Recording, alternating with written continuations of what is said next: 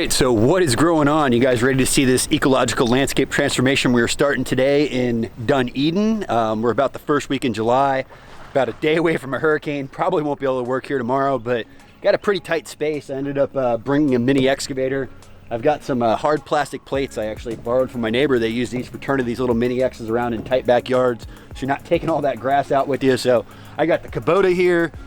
Someone wanted to point out though why I started the video over here was the neighbor on the corner has this awesome big lot, and I see a Japoticaba tree in the ground, a big mulberry, a couple mangoes, mango here, mango on the side of the house, there's avocado fruiting on the other side. So there are some other edibles in this area, and we're not in like an HOA, so we are in the city of Dunedin. I don't think they have too many rules to follow. There was no permission granted or needed to put this food forest in the backyard, and we are definitely making this place a little bit less of a grass hole. I've got my other trailer staged up down there in the dump truck just because it's super tight, but the idea being we load the grass in the backyard with the mini axe. We come out to this really tight space on the side of the house. I fill the bucket and I fill the truck, saving on labor a little bit. Ended up being a little bit short-handed today because I expected rain and we woke up, nice day.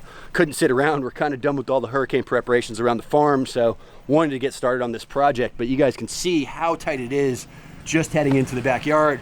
Up here by the front of the house, we're putting a bed in by the front of the house just to kind of get the grass away from there, give a little aesthetic appeal, more natives though, and just kind of make it more inviting as you're pulling in.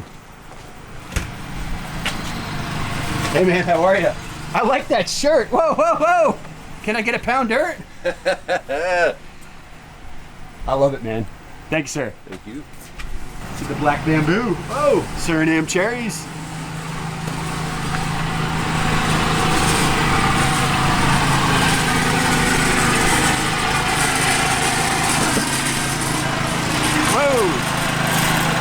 So, can you say, get that crap out of here? All the grass is gone. Got a lot of leveling to do here. The site's got a lot of unevenness in a couple of different places. That was another reason why I made the choice to borrow the mini X. That thing goes through like a 36-inch gate. I mean, you guys can see how tight it is. Having that tool, I'm hoping it's gonna make our lives a little bit easier today. You know, typically speaking, I come right back here with the machine, scrape this into piles and pick it up, but I think I've told you guys multiple times, we can turn around a 1 acre project quicker than we can turn around a few thousand square foot project because it's all about access. So I think next time I pick up this camera, I'll try to show you guys the full design. We'll put that up on the back of the house. I probably won't be back here for about 2 days, but when I do, hold tight. These Robolini palms are staying in the backyard. They're kind of a focal point of the center here. And something I should point out, the grass is a little bit on the tall side back here. This could use to have been cut before we started. Might be slowing down the mower a little bit.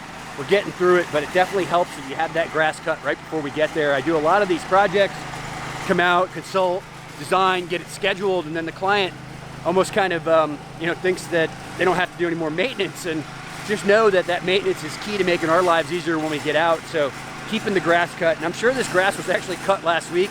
We're just getting so much rain, it's growing that fast.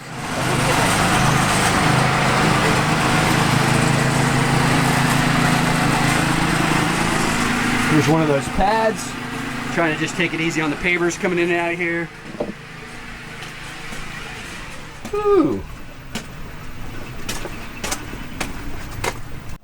All right, what is growing on? So it is a wet morning here, day 2 on this project in Dunedin. We had to take the day off yesterday due to a hurricane, and it's on and off all day today. I was kind of hoping that hurricane sucked everything out of here, but the backyard got a little bit wet.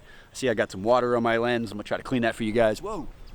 All right, actually it doesn't seem to really be messing up the picture. As you can see here, we got some chickens in the front yard, so my life actually got a little bit easier here last week. Steve, who lives next door, who came out with the Green Dreams shirt on, or #1 Green Dreams fan. We've met a little bit now since I've been here. He's got the chickens. They're actually loose in the backyard. He even gave me access to get through his side of the backyard.